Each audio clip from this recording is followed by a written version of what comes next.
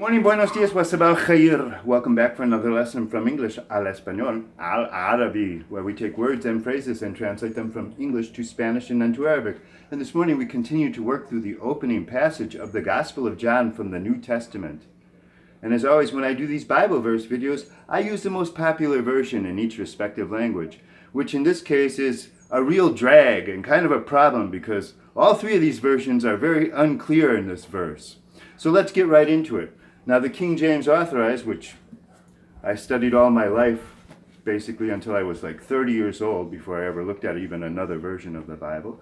So in the King James Version, we read John chapter 1, verse 5 as, "And the light shineth in the darkness, and the darkness comprehended it not."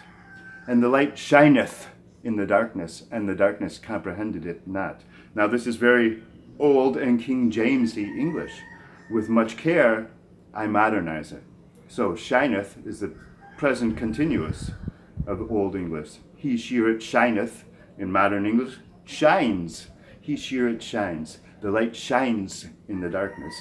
And the darkness comprehended it not. Well, the darkness did not comprehend it, better said in modern English, or even better, understand, because after all, understand and comprehend are synonymous. So, the light shines in the darkness right now, and the darkness did not understand it at one time in the past, and that's over with now.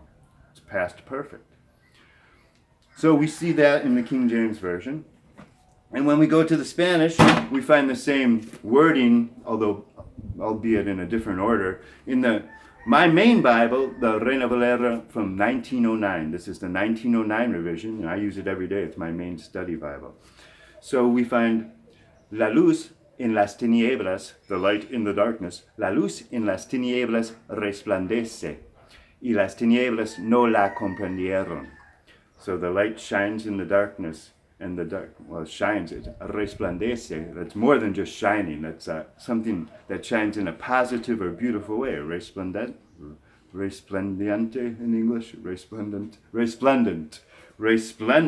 in English. Very difficult for me. Resplandece y las tinieblas no la comprendieron. Now, las tinieblas is always a feminine plural word, and this is a special kind of darkness in Spanish. This is not just the absence of light, the physical darkness, which is la oscuridad. La oscuridad is regular darkness in a room or at night. But las tinieblas is darkness from the realm of chaos and evil. Las tinieblas. This is the same word that for the darkness that was on the surface of the depths of the abysmal in Genesis 1:2. So, by the time we get to the 1960 version, which I discovered almost by accident, we find what's reflected in almost every other modern version in English as well, and we find that the verb comprehend, to comprehend or not comprehend, negated, is replaced by overcome, the verb to overcome, made famous by the Reverend Dr. Martin Luther King. We shall overcome, from the civil rights movement of the early 60s. So we find in Spanish here, la luz en las tinieblas resplandece, y las tinieblas no prevalecieron contra ella. And the light did not prevail against it, which is the same thing as overcome, just about. But the difference between comprehend and overcome, for me, is considerable.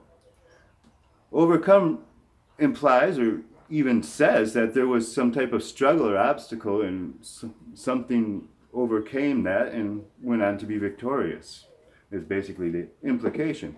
Now in the Arabic, we find an equally unclear verb in this spot, and it says the darkness did not notice or realize the light.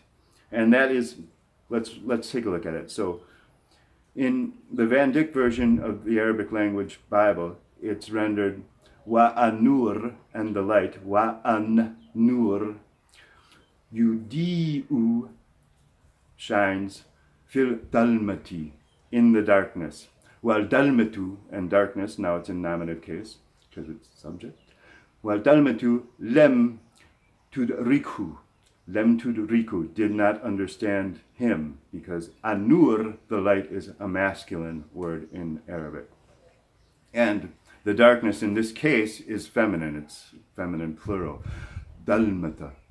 And when we pronounce it with those extra vowels at the end, we find wa anur, and the light, yudi'u fil dalmati, wal dalmatu lem tudriku. And that's how it's rendered in Arabic. Well, thank you very much. I hope you learned something about how John chapter 1, verse 5 is rendered in English, Spanish, and Arabic. Thank you for watching. God bless you. Dios les bendiga. Allah yasomacom.